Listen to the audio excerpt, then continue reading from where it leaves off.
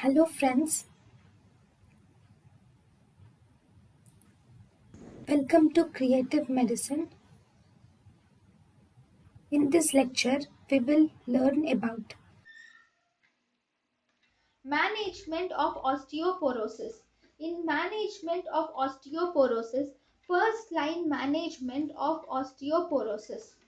First line management of osteoporosis, if you see, we give bisphosphonates are given for the first line management of osteoporosis. Bisphosphonates like alendronate is given. The most common side effect of osteoporosis, not osteoporosis, actually the most common side effect of bisphosphonates is gastritis.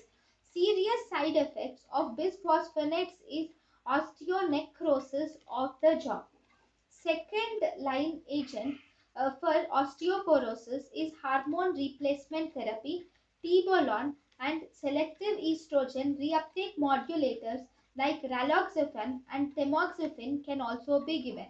Important points on Rayloxifin. Rayloxifin will decreases the chances of spinal fracture but not the hip and wrist fractures. Raloxifin are cardioprotective. Raloxifin has no genitourinary effect. It does not cause endometrial cancer. The side effect of raloxifin is hot flushes. Then denosumab. Denosumab is binds to the rank ligand. Denosumab is given as 6 monthly injections subcutaneously in the dosage of 60 milligrams. Calcitonin. The calcitonin acts on osteoclasts and it has analgesic effect. Os- uh, Calcitonin should be given with calcium and vitamin D. Although inferior to other drugs, calcitonin can be used in females who cannot tolerate other drugs and have severe back pain. Calcitonin IV or nasal spray can be given, and this is called as salcalcitonin. Fourth, teriparatide.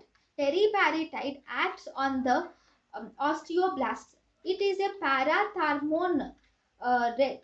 parathyroid analog. It is given as low pulses or low amplitude. It is given as a subcutaneous injection daily.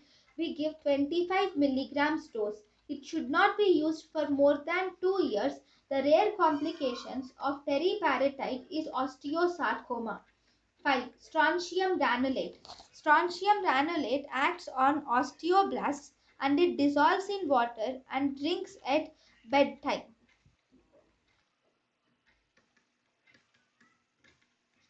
It is dissolved in water and is drunk at bedtime.